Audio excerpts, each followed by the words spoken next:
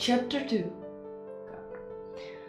Reese ordered everyone their lunch, some good old carnival hot dogs. Except Louis. Louis wasn't hungry.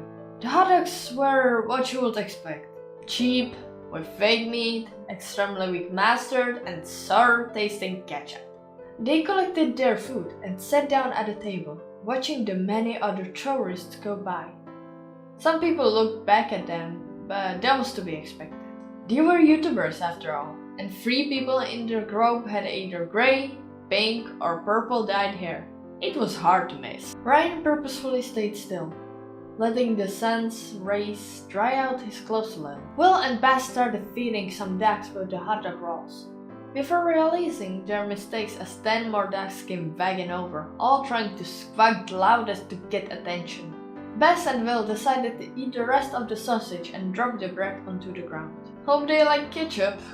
Bess thought as 3 or 4 ducks began kidnapping his roll away to a bush, to where it would never see the light of day again. I kinda wish I didn't do that now, Will thought as his stomach made a small rumble. Louis ran off to go and play the Five Nights at Freddy's arcade machine once more, but returned empty-handed. They left the main park to go to the customer service building, where they waited a few minutes for a golf cart to arrive so they could be taken to their lodge.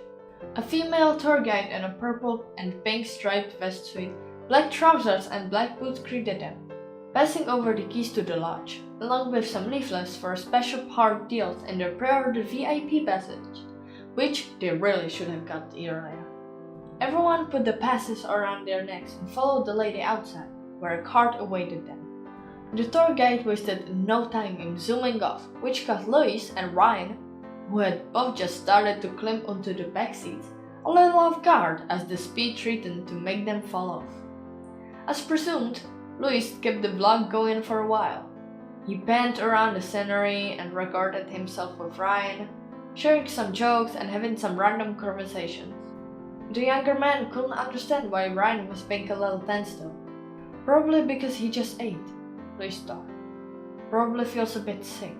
The journey went quickly as the little cart sped through the roads, weaving in and out of the way of passengers, by who looked on with jealousy as they walked around with ancient bikes.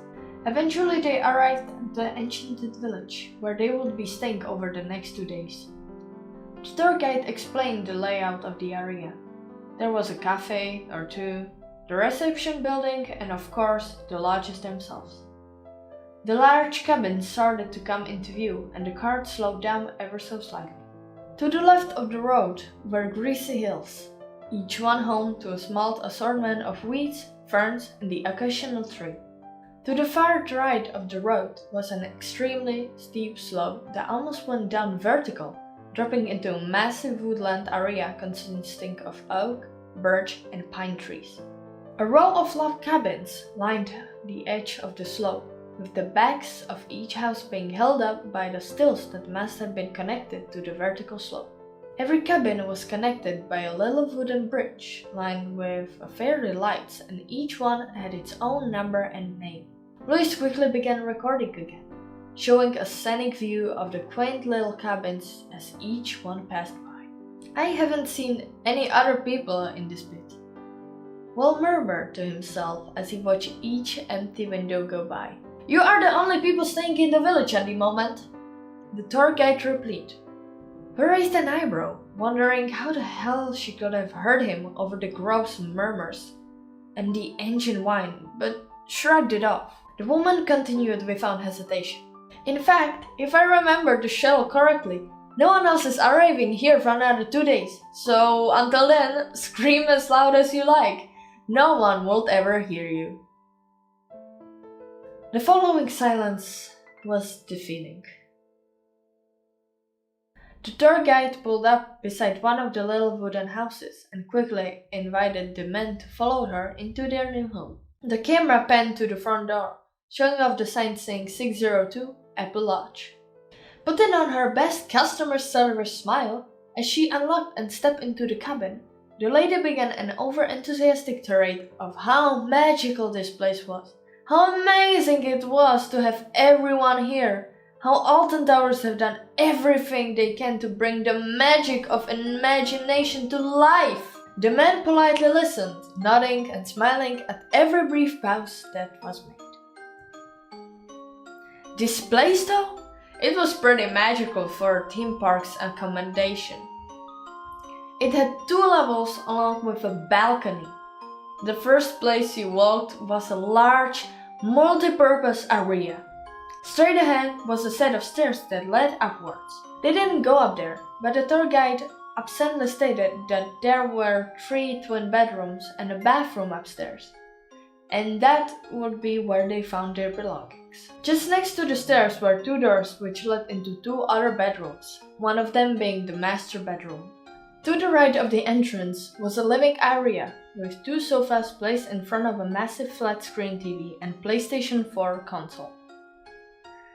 There was a coffee table with a little statues of woodland creatures on top. To the left was a small kitchen with a mini fridge, microwave, stove, grill, kettle, sink, and quite a few cupboards and drawers. If you went into the far left corner, there was also a table with 6 chairs set up around it. Continue straight ahead and you will come to the balcony door. Outside was the beauty they had been waiting for, the hot tub. The lady showed them how to turn it on and off and change the temperature, and stressed the importance of not messing around with the hot tub's cover, as it had an automatic lock when closed, which could only be opened from the outside. Make sure you remember that. Had a dangerous incident once. She started, her jolly attitude suddenly falling.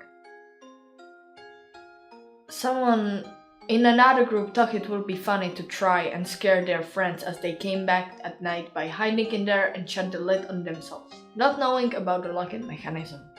She stopped as she realized everyone was looking at her anxiously. "We'll remember," Louis assured her, suddenly feeling a little awkward that he had recorded that whole talk. Giving a quick cough as if to clear her throat, the lady forced a smile and began walking back inside with purposeful strides. "Well, gentlemen, that concludes the tour. Do we have any questions?" Everybody shook their heads. "Well, if there's anything else my team and I can help you with during your stay, you can ring the Alton Towers reception on your mobile. Or, alternatively, call the Enchanted Village reception using that phone." She pointed to an old-looking phone on the wall. "And we will help you as best as we can. The number is 000, so hopefully it should be easy to remember." The man thanked her and said their farewell as she walked back out of the cabin and got back into the golf cart. "Enjoy your stay," she called out with a beaming grin. She waved and sped away. The group quickly set off around their new temporary home to claim their rooms, finding their bags and emptying them into wardrobes and drawers before congregating downstairs to have coffees and teas. Reese managed to get to the master bedroom fastest. Bess took the other downstairs room. That left Will, Ryan, and Louis a room each at the top of the stairs. It felt a little strange, each person having a room that could easily fit in 2. And yet, they all spread themselves far apart. Bess mentioned it to others, but no one really minded. They sipped their coffees in a comfortable silence, simply enjoying each other's company as they reflected upon the day they had had so far. They all looked at each other and smiled, as if sharing the same thought. This was going to be a holiday to remember.